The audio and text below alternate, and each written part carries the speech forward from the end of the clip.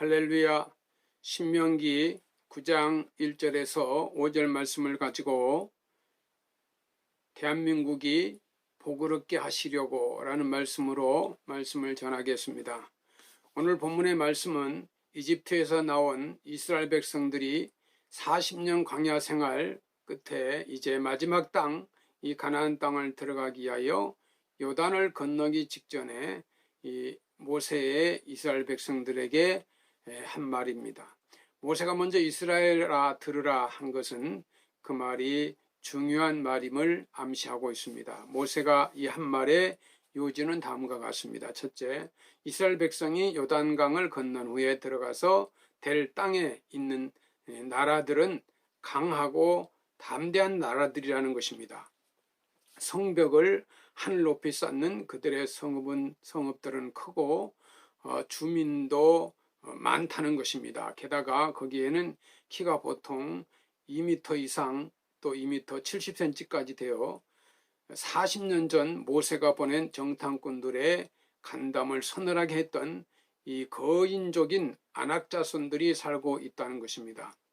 그들을 당할 자는 없다고 말하며 따라서 이스라엘 백성 스스로의 힘으로는 그들을 쫓아내고 그 땅을 차지하는 일은 불가능하리라는 것을 말합니다. 둘째, 이스라엘 백성이 가나안에 들어가 그 땅을 차지하리라는 것인데 모세는 말하기를 이스라엘아 들으라, 내가 오늘 요단을 건너 너보다 강대한 나라들로 들어가서 그것을 차지하리니라 했습니다. 셋째는 이스라엘 백성이 그 강대한 나라들의 땅을 차지하게 될 것이라는 것을 하나님께서 그들을 쫓아내 주실 것이기 때문이라는 것입니다. 본문 3절에 보면은 오늘 너는 알라, 내 하나님 여호와께서 맹렬한 불과 같이 내 앞에 나아가신즉 여호와께서 그들을 멸하사 내 앞에 엎드려지게 하시리니 여호와께서 내게 말씀하신 것 같이 너는 그들을 쫓아내며 속히 멸할 것이다. 이스라엘 백성이 앞서 하나님께서 그 땅으로 들어가시리라는 것입니다. 맹렬한 불과 같이 진격하시리라는 것입니다. 하나님께서 마치 하염병 방사기를 쏘시면서 이 전진하실 것 같이 아무리 거인 아낙 자손이라 할지라도 그 앞에서 다 엎드려지리라는 것입니다. 넷째는 그렇게 하나님께서 먼저 가나안 족속들을 다 엎드려뜨리시고 쫓아내버리신 다음에 이스라엘 백성이 들어가서 차지하고서는 마음속으로 말하기를 내 공의로움으로 말미암아 여호와께서 나를 이 땅으로 인도하여 들여서 그것을 차지하게 하셨다 하지 말라는 것입니다. 왜냐하면 이스라엘 백성은 공의롭지도 않고 마음이 정직하지도 않으며 오히려 악하고 목이 곧은 백성이기 때문입니다. 모세는 이스라엘 백성이 가나안 땅을 차지하는 것이 그들의 공의 때문에 아님을 분명히 여러 번 반복하여 말합니다. 여기서 공의로움 또는 공의라고 하는 것은 달리 말하면 의입니다. 그리고 그것은 무엇보다도 하나님과의 올바른 관계를 말하는 것입니다. 그러니까 이스라엘이 가나안 땅을 차지하게 된 것이 이스라엘 백성이 하나님을 잘 섬기며 그의 말씀에 순종하는 백성이기에 하나님께서 그들에게 호의를 베푸시고 보호해 주신 때문이라고 생각하지 말라는 것입니다. 이스라엘 백성은 이집트에서 나올 때부터 수시로 불평불만을 터뜨리면서 하나님을 경노하시게 한 일이 많았습니다. 모세가 시내산에 올라가 하나님으로 십계명을 받아가지고 내려올 때도 이스라엘 백성들은 아래서 금송아지 우상을 만들어 자기들을 인도할 신이라고 말하며 거기에 제사를 드리고 먹고 마시며 뛰놀았던 것을 출애굽기 32장 1절 6절의 말씀에서 알 수 있습니다.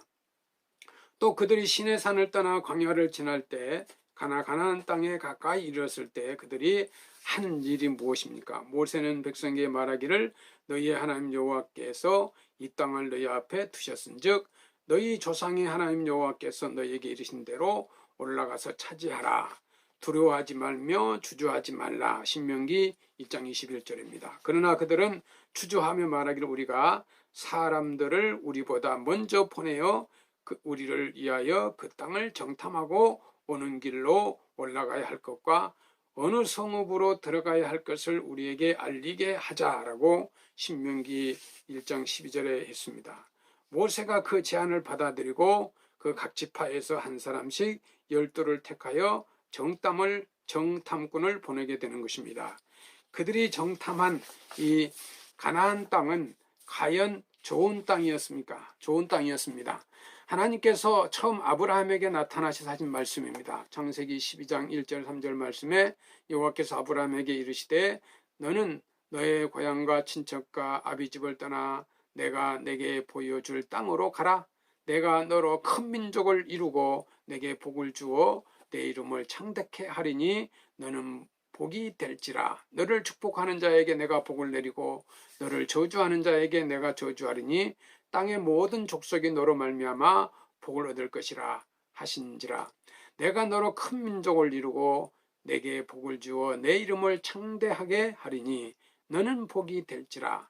너를 축복하는 자에게 내가 복을 내리고 너를 저주하는 자에게 내가 저주하리니 땅의 모든 족속이 너로 말미암아 복을 얻을 것이니라. 이것이 이삭을 거치며 야곱 즉 이스라엘까지 계속해서 확인되고 반복되어 온 하나님의 맹세입니다. 여기서 우리는 이스라엘 백성에게 의해서 이 가나안의 이 악한 민족이 쫓겨나는 일과 땅의 모든 족속이 이스라엘로 말미암아 복을 얻는 일 사이에 긴밀한 관계가 있음을 보게 됩니다. 하나님께서 택하신 백성이 하나님을 잘 믿고 섬기며 그들로 인하여 하나님을 믿는 이 족속들이 온 땅에 가득하게 되는 것이 모든 민족이 복을 얻는 길이라는 것이죠. 오늘 본문의 말씀은 우리 스스로의 힘으로 그들을 모두 쫓아내고 이 땅에 우리의 주권을 다시 세운다는 것이 불가능한 일로 여겨졌을 것입니다. 그런데 하나님께서 그 일을 행하셨습니다. 하나님께서 맹렬한 불과 같이 이스라엘 앞에서 나아가심으로 거대한 안악 자손을 다 엎드려뜨리고 이스라엘 백성으로 하여금 가나안 땅을 차지하게 하신 것처럼 우리나라도 온자탄이라고 하는 맹렬한 불을 일본 땅에 떨어뜨리게 하신 그 하나님의 은혜, 그들이 엎드려지게 하신 것입니다. 우리나라도 이 땅에 우리 민족의 해방 주권을 다시 세우게 하신 것입니다. 그런데 여기서 우리가 알아야 할 것이 있습니다. 그것은 이 땅에서 일본이 쫓겨나고 우리가 강복을 얻는 것이 우리 자신의 공의 때문이 아니라는 것입니다. 그것은 이 땅을 강점하고 있던 이 군국주의, 이 일본 식민제국, 일본의 이 악함으로 말미암은 것이라는 사실입니다. 그리고 우리 자신의 이 연약함과 부족함에도 불구하고 일본을 내쫓으신 것은 택하신 하나님의 백성과의 하나님의 언약을 이루시기 위함인 것입니다.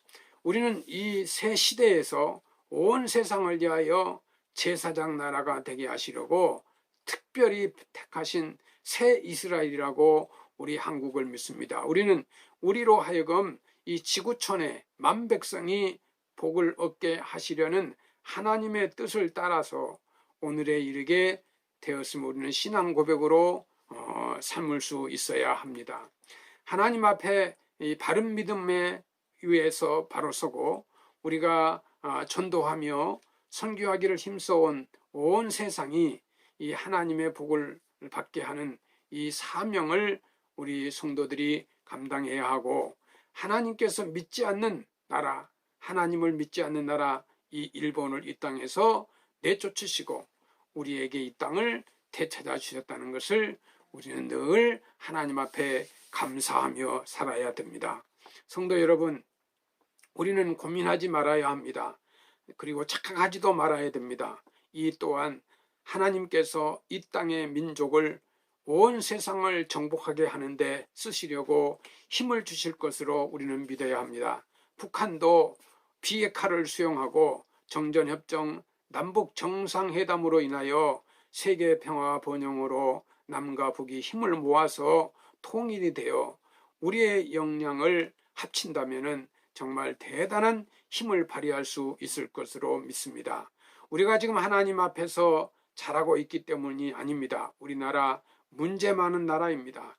진보와 보수, 정치 문제, 지역 문제, 노사 문제, 많은 갈등이 있는 국민입니다. 그러나 이 시대에 하나님께서 우리에게 주신 위대한 사명을 깨닫고 바로 서기를 힘쓰면 하나님께서 이 나라를 더욱더 크게 번영케 하시고 우리 민족을 더욱 귀하게 사용하실 것으로 믿습니다. 우리는 힘을 모아 여호와를 찾아야 합니다. 그리하면 살리라. 하나님 잘 섬기고 또 전도와 선교를 하며 온 세상 사람들을 행복하게 하는 대한민국이 되어야 합니다. 오직 나와 내 집은 여호와를 섬기며 살리라.